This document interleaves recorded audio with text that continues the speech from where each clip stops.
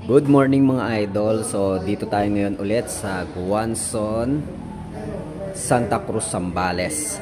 So dito nakakita tayo ng Suzuki Smash 110 na iba ang kulay. So bagong kulay na naman to mga idol. So tingnan pa rin natin kung sulit ba ito bilhin ngayon 2025. Isang mapagpalang araw na naman mga idol. Welcome again sa ating episode ng Moto Features. At ang bibida nating motor walang iba kundi si Suzuki Smash 110 carburetor type mga idol. Sulit pa nga ba ito bilhin ngayon 2025? Alamin natin yan sa video na to. Welcome to Haji Moto Vlogs. Let's go!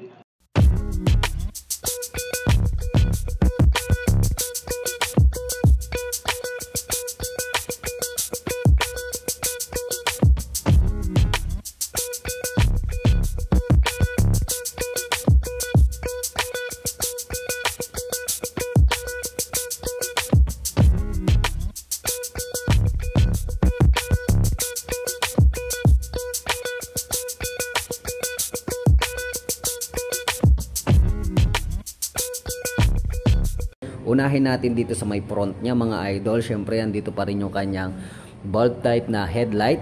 So naka-intact po dito sa kanyang pinaka-handle. Napakaganda at napaka-safe nito lalo na sa gabi dahil sumusunod ito sa galaw. Tapos pagdating naman dito mga idol, meron po siyang logo na Suzuki. Tapos ang kulay nga pala nito is blue or candy blue, parang ganun no? Tapos white and black. So, tricolor po siya mga idol.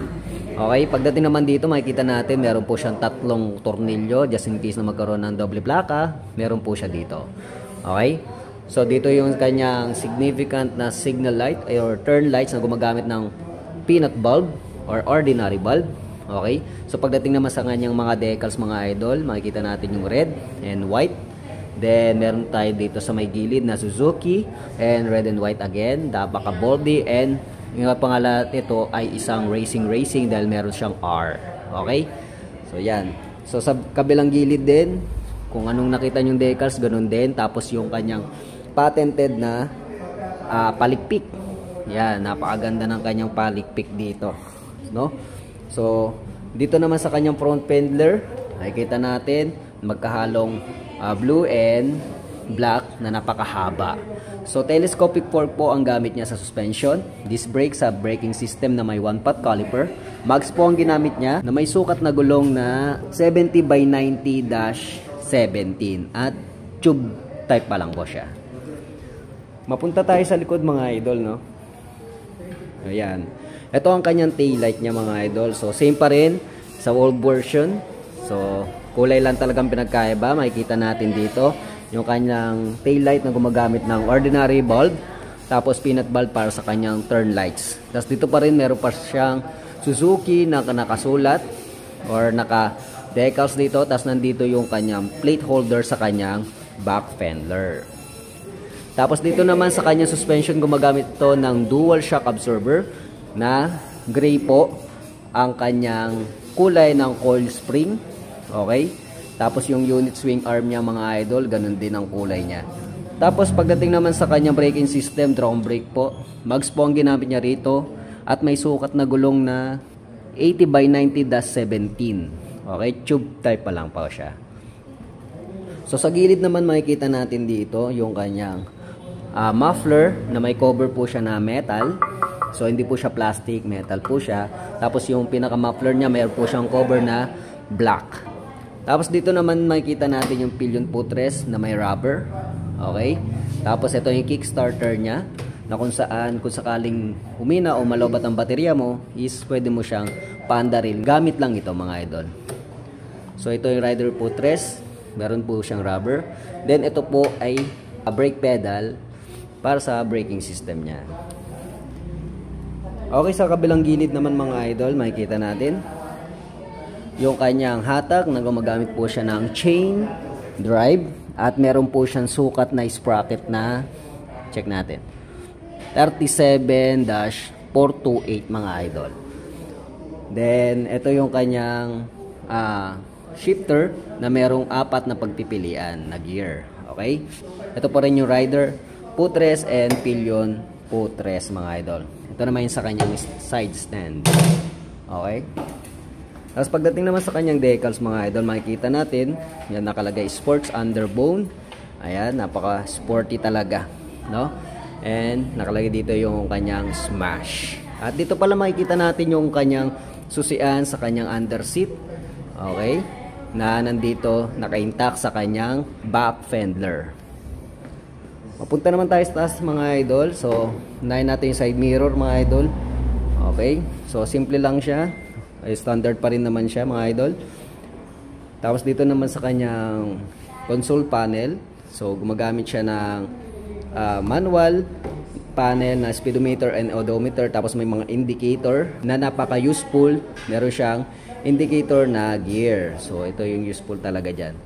Tapos, gas gauge, high and low, turn lights, then neutral. Napakasimple lang, no? Tapos, meron siyang Suzuki. Okay? So, ganun pa rin, katulad ng dati. Switches and buttons naman, merong high and low, turn lights, then busina. Tapos, electric starter sa kabila. Ito pala ay isang automatic or semi-automatic transmission na kung saan throttle lang at cambio ang gagamitin mo mga idol. Tapos, ito naman yung kanyang brake para sa unahan. Okay? Tapos, nandito yung kanyang choke control sa kanyang kaliwa. Okay? So, upuan naman mga idol, makikita natin, no? Yan. Napaka-slim lang siya. So, hindi ka bukak-buka ka dito. Pagdating naman sa foam niya, okay naman siya. Matigas naman siya. Pang long lasting.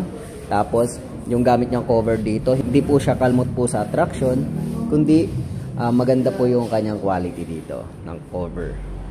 So, under seat compartment naman mga idol, pwede na rin kaysa wala, di ba? So, malaki din, malalim na medyo makipot lang. Okay? So, pwede na rin kaysa wala. Then, meron siya dito na rubber protector. Para just in case ito yun dito. Tapos, meron siya ditong sabitan ng helmet. Ayan, yung dalawa. Alright? At dito naman makikita din sa under seat, yung kanyang gas refiller mga idol. So, may rubber din siya. May rubber matting mismo. Para hindi siya may scratch yung kanyang tangke. Okay? At pag-usapan naman natin ang kanyang seat height. Kung pasok ba ito sa may mga average height na Pinoy, katulad ko. Ako nga pala ay 5'4" in height mga idol. At kita nyo naman na okay sa all right kung ikaw ay merong height na 5'4". Siguro sa 5 flat, pwede na rin. At ang kagandahan kasi nito is napaka-slim lang ng kanyang upuan. Kaya lapat ang paa dito mga idol. So pagdating sa city driving, sa singit-singit, wala rin problema. Daily use, pwedeng-pwede po siya mga idol. Pag-usapan naman natin ang kanyang presyo regarding sa cash installment via Guanzon sa Taclo Zambales. So cash ng Smash, this mags, okay, yung kanyang type, and carburetor pa lamang ito. So may cash siya na 68,400. Down payment 4,300 at sa 3 years monthly installment is nasa 3,750 pesos. At para tapusin ang video na to, huwag sanang kalimutan mag-subscribe at i-hit ang notification bell para lagi kang updated sa mga ganitong klaseng impormasyon tungkol sa mga bago at lumang mga motor. At i-like at i-follow nyo na rin ang ating munting page na Haji Motovlogs TV. Ito po si Haji from Haji Motovlogs. Thank you for watching.